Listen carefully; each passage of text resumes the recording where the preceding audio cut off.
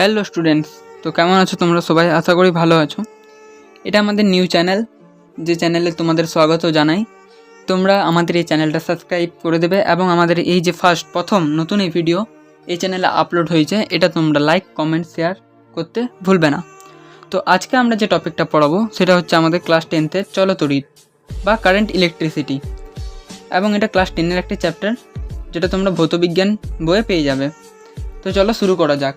তোমরা যত পারবে এই ভিডিওটি তোমাদের বন্ধুদের মধ্যে শেয়ার করো, এবং তোমাদের এই যে চ্যাপ্টারের বা যেগুলো আমি একটু একটু পার্ট পড়াবো সেটার পুরো নোট চাইলে তুমি আমাদের ডিসক্রিপশানে যে আমার নাম্বার দেওয়া রয়েছে হোয়াটসঅ্যাপ, সেখানে যে মেসেজ করবে, আমি তোমাকে প্রত্যেকটা চ্যাপ্টারের যে চ্যাপ্টারে তোমার দরকার সেই চ্যাপ্টারের ফুল নোট আমি দিয়ে দেবো তোমাকে হোয়াটসঅ্যাপে, ঠিক আছে?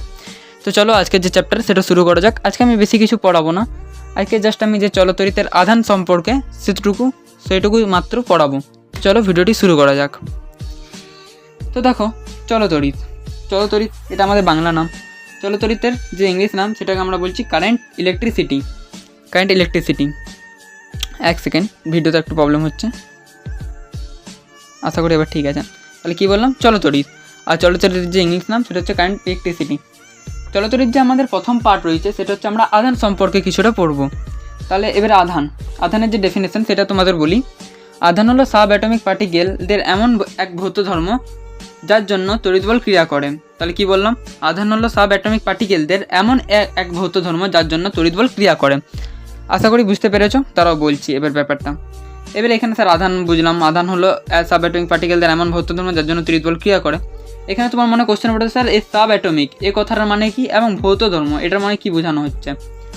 তো তোমাদের বলি, ভৌত ধর্ম যে ব্যাপারটা সেটা আগে বলি। তাহলে ভৌত ধর্ম মানে কি? ভৌত ধর্ম মানে ধরো কি বলি মানে ধরো আমার চুল লাল, বা ধরো ওই দরজাটির রং বা ওই দরজাটি মোচড়ানো, বা ধরো জলের কোনো রং নেই, জলকে তুমি ঢালবে দেখবে জল কালারলেস একটা জিনিস, সেরকম জলের সেটাই ভৌত ধর্ম। আমি যে আমার চুল লাল সেটাই আমার ভৌত ধর্ম। তুমি ধরো একটা নেগেটিভ মানুষ, তুমি সবসময় মানুষকে বলো না এটা খারাপ ওটা খারাপ, সেটাই তোমার ভৌত ধর্ম। তো সেরকম মানুষ যে যেরকম বা যে কোনো জিনিস যেরকম সেটাই তার ভৌত ধর্ম, মানে আশা করি বুঝতে পেরেছো। তো দেখো বলতে কি চাইছে, ভৌত ধর্মের যে ব্যাপারটা সেটা হচ্ছে মানে যে যেরকম সেটাই তার ভৌত ধর্ম, ওটাকে একটা কথা নাম দেওয়া হয়েছে, সেটি ভৌত ধর্ম, ঠিক আছে? আশা করি এই জায়গাটা তোমাদের ক্লিয়ার হয়েছে। এবার হচ্ছে সাব অ্যাটমিক পার্টিকেল যে ব্যাপারটা হচ্ছে তখন, তো সেটা আগে তোমাদেরকে বলি। এবার আধান সম্পর্কে কিছু বলি। আধান যে চার্জ সেটা বেসিক্যালি দুই প্রকার, একটা পজিটিভ এবং একটা নেগেটিভ। এবার হচ্ছে তোমাদের সাব অ্যাটমিক পার্টিকেল এই ব্যাপারটা বলছি, ঠিক আছে? আধান আশা করি বুঝে গেছো তোমরা। আধান একটা পজিটিভ হয়, নেগেটিভ হচ্ছে অ্যাটমিক পার্টিকেলটা এটা বলি, যেটা কি বস্তু তৈরি হচ্ছে পদার্থ দিয়ে তৈরি হচ্ছে যৌগ দিয়ে তৈরি হচ্ছে আমাদের মৌল, ঠিক আছে? আমাদের এই মৌলর পর তৈরি হচ্ছে পরমাণুকে আমরা নাম এন। কি? পি মানে হচ্ছে প্রোটন, ই মানে ইলেকট্রন, এন মানে নিউট্রন। এবার এই যে প্রোটন এবং এই যে নিউট্রন, এই যে দুটো রয়েছে, এই পরমাণু পিএন এটাকে আমরা বেসিক্যালি সাব অ্যাটমিক পার্টিকেল বলছি। কিন্তু যে প্রোটন এবং এই নিউট্রন রয়েছে, এই দুটো কি হচ্ছে, একটা তোমার ধরো পরমাণু রয়েছে, ঠিক আছে?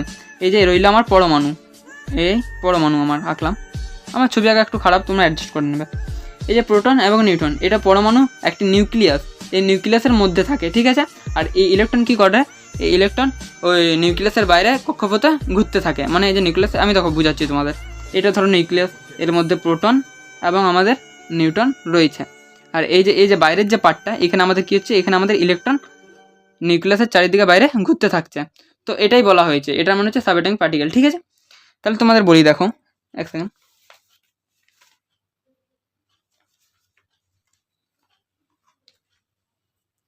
হ্যাঁ তাহলে হলো। এবারে দেখো এই যে প্রোটন এবং নিউট্রন, কি বললাম, এই যে পরমাণুর মধ্যে নিউক্লিয়াসের মধ্যে প্রোটন এবং ইলেকট্রন থাকে, প্রোটন এবং নিউট্রন থাকে, এর যে বাইরে কক্ষপথ সেখানে ইলেকট্রন ঘুরতে থাকে। এবারে প্রোটনের যে মান বা প্রোটনের যে চার্জ সেটা হচ্ছে সবসময় কী হবে, প্রোটনের চার্জ হয় তোমার পজিটিভ, ঠিক আছে? প্রোটন সবসময় কী হবে, পজিটিভ ধর্ম, ঠিক আছে?